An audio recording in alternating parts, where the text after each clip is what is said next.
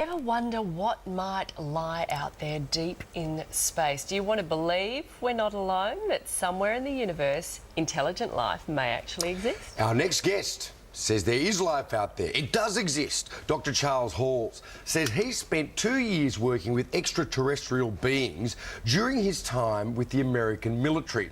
He claims the US military has actually been in contact with alien species for years. And Dr. Charles Hall is here to explain, along with his wife Marie, live from what Bugs Bunny used to call Albuquerque, New Mexico. Now, thank you both for your time. Terrific to have you with us. Firstly, Charles, can you tell us your story of how you managed to come into contact with these beings as you worked with the military? I'm a Vietnam veteran, and I enlisted in the Air Force in July 1964, and I was trained as a weather observer. And I was sent to Nellis Air Force Base, Nevada, outside Las Vegas, Nevada.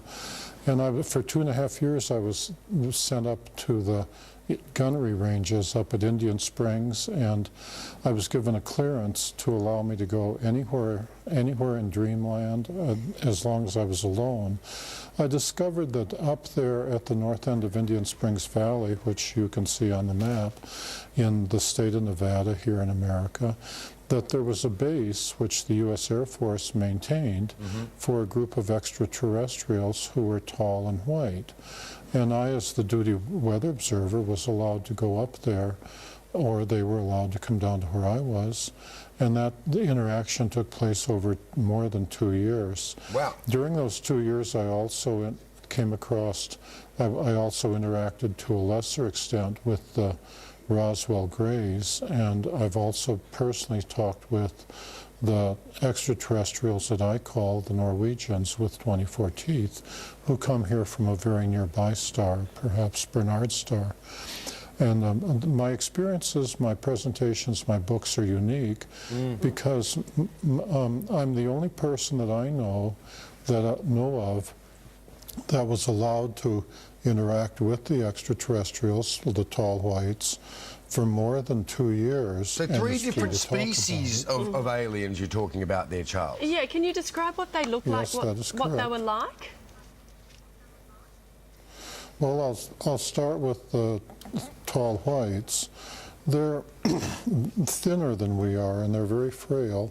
Throughout most of their life, they are the same height as I am, 5'11", but they live 10 times longer than humans. They live 600 or 800 years. Wow. But they don't age the way we do. When they get to be equivalent to a human of about 40 years, that means when they're about 400 years, they start growing again instead of aging as humans. Right. And then they go, and this continues, and so that by the time they get to be 600 or 800 years old, they're very tall, 8.5, 9, or 10 feet tall. But this is not necessarily good because their skeleton grows more than their internal organs. And so there comes a time after 600 or 800 years when their skeleton, their body is tall, but their organs can't support it. At which time they die a natural death, because they're just flesh and blood creatures like we are. If they injure themselves, it takes them 10 times longer to heal up than a human. Yes. So there's a trade-off. Yeah, right. They still look fresh as a daisy when they go, though. They look like Tilda Swinton. Hey, just quickly, you had them there. You were working with the aliens on any particular project, or was the military working with the aliens on a particular project? Was there, I don't know, technology sharing or, you know, botanical cross-fertilization? The U.S. Air Force, and I'm speaking of the mid-1960s, was willing to give them anything they asked for. When I first met them, I was very afraid of them, and every human I met when you come across them out in the desert was naturally very afraid of them, and they were even more afraid of us. It's like running into a gorilla in the wild where the gorilla is on his home ground. So they had to go through a process of becoming used to being around humans before they could take part in the technology transfer program. I, as the weather observer, was the test human.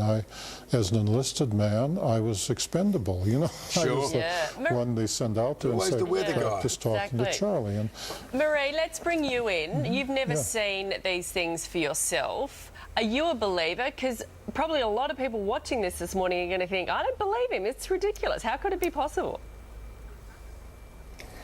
Well, Charles was very intelligent in that he waited until we'd been married a couple of months before he told me about the extraterrestrials coming into his barracks at night. And he said, well, what do you think? And I said, I really don't care. I have never given any thought as to whether they exist or not, and I really don't care.